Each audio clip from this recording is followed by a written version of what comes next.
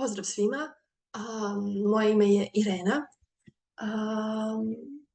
Živim i radim u Beču i delimično u Italiji već 12 godina. Od tih 12 sam otprilike studirala sigurno dobrih 6-7. Znači završila sam svoje osnovne i master studije u Beču, nemačkog jezika naravno. Danas u ovoj epizodi želim ukratko da vam odgovorim na pitanja koje često dobijam od svojih đaka, a to je kad ću ja moći da pričam ili da pišem tako kao ti ili tako kao, ne znam, moj šef ili tako kao ovaj ili onaj. Prvo što treba da znate je da ne treba uvek i zauvek da se koncentrišemo na ono što ne znamo i što još nismo dostigli. Jeste, lepo je imati cilj, ali s druge strane, ako mi svaki božji čas dođemo i ja ne znam, kako se toga nisam setila, to jako usporava na psihičkom nivou napredak u učenju jezika. Znači, ok, ne pišem tako kao Irena ili tako kao maternji govornik ili tako kao XY, ali pišem tako kako pišem i ja ne odustajem od toga. Znači, nekad u nekom trenutku će biti bolje. Ne može da bude bolje ako ne učimo i ne usavršavamo se. To me dovodi do jednog druge teme, a to je učenje. Znači, učenje nije samo ono što smo mi naučili u osnovnoj i srednjoj školi, da mi sedimo, bubamo, pišemo i prepisujemo. Učenje je i slušanje, učenje je i gledanje billboard ako živite u Nemačkoj ili Austriji, Švajcarskoj, gde god.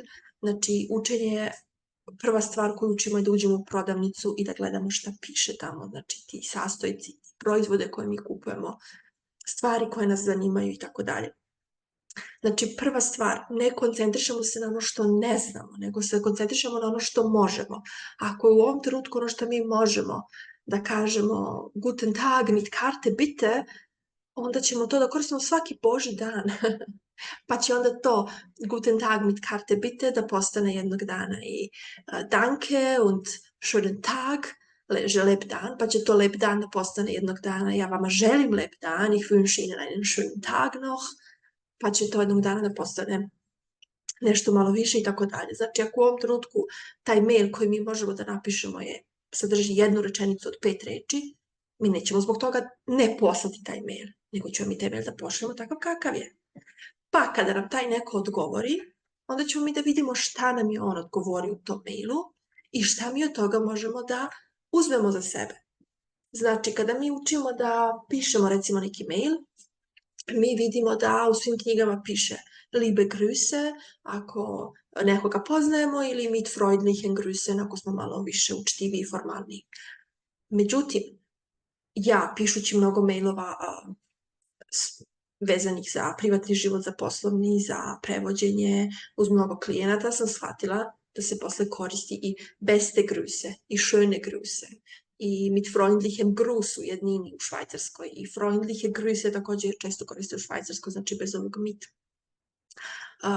I možemo da kažemo sonnige Grüße, sunčani pozdrav ako nekog malo bolje poznajemo i recimo ja sam često u Italiji, a recimo moj klijent je u Beču ili u Nemačkoj ili obrnuto, znači to isto može se koristi sonnige Grüße, znači imamo mnogo mogućnosti, ali koje mi ne možemo da znamo samo zato što smo radili jedan kurs i to je potpuno normalno jer ni ja to nisam znala. Kada sam se 2012. preselila u Beč, iako sam već išla u filološku gimnaziju u Beogradu i studirala 2 godine nemački u Beogradu, takođe, nikada mi se nije desilo da sam morala da napišem mail na nemačkom. I onda bi moja drugarica rekla, pa ako ne ideš na predavanje, pošalješ mail da se izviniš. Ja kao, pošaljem mail da se izvinim? What the fuck? I onda mi je ona objasnila kako se to šalje i tako dalje. Znači, to u tom trenutku kad sam ja studirala, znači 2009. 10. 11. pre nego što se preselila u Beč, u Beogradu na fakultetu se nisu slali mailovi profesorima, a još manje na nemačkom. Znači, to je za mene bilo novost, kao što i za nekoga sada ko se možda seli iz, ne znam, Paraćina za Frankfurt, lupam, nebitno. Znači, to je normalno. I onda jednostavno polako učimo, čitamo. Ako treba da pišemo seminarski rad, prvo ćemo da pročitamo nečiji seminarski rad na nemačkom, da vidimo kako to izgleda. da vidimo šta možemo od toga da iskoristimo. To nije plagijat ako mi gledamo kako je on napisao rečenicu. Ne kažem da kopiramo njegovu rečenicu, možda njegova tema nema veze s našom, ili mail, ali možemo da vidimo kako je ta rečenica konstruisana, kako je forma te rečenice, kako taj neko ima stil. I onda polako, vežbom, strpljenjem, stiže se sve. Isto važi i za pričanje. Znači, slušamo. Osnova je isto kao i bebe. Bebe kad se rode prvo slušaju nas, kako mi njima pevamo i pričamo, pa onda to ponavljaju. Znači, ono što sam naučila vodeći svoju decu kod logopeda, da je najbitnije od svega imitacija.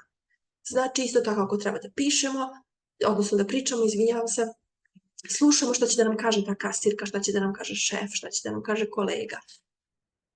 Pa ćemo onda umesto onoga što piše u knjizi Tschüss i auf Wiedersehen, da čujemo da moj kolega možda govori bis bald, to uskoro se vidimo, ili bis dann, do tada, kad smo se dogovorili da se vidimo.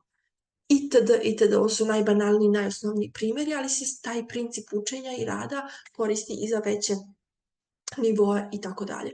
Znači, ono što je osnovno što ćemo da zapamtimo iz ovog kratkog podcasta danas je da se prvo koncentrišemo na ono što znamo i to koristimo najbolje što umemo. Da ne razmišljamo o tome šta šbb, kbb, šta bi bilo kad bi bilo, znači razmišljamo o onome što sad možemo da uradimo i onda polako da to nadograđujemo.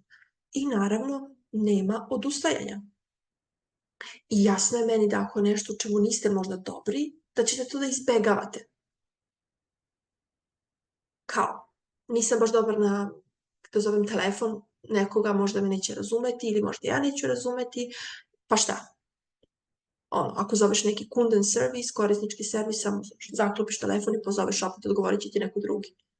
Mislim, šta može se desiti? To je neka nepoznata osoba, beli svet. Mislim, šta?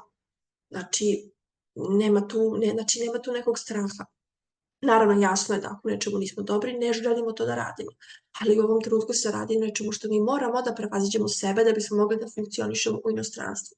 Znači, trudimo se i moramo i to da izađemo iz svoje zone komfora, da nastupimo, se borimo za sebe u pisanoj ili govornoj formi. Na tu temu mogu da vam poručim knjigu za koju je vjerojatno mnogo vas već čula, a to je onaj Brian Tracy Pojedi tu žabu, imate prevode na engleskom, nemačkom, vjerovatno negde PDF ima online.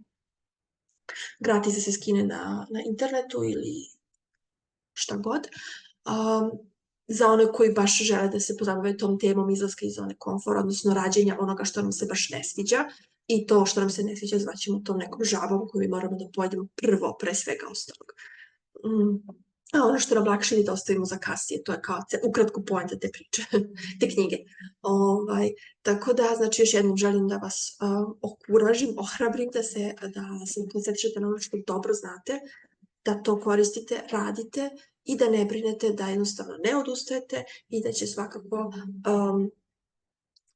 rezultati doći. Ukoliko vam se ovaj video svidao, molim vas da zapratite za više ovakvih videa i da lajkujete to, mi pomaže, odnosno pomoći će drugima da dođu do ovog videa i čuju ono što treba da čuju. Hvala puno, čujemo se uskoro.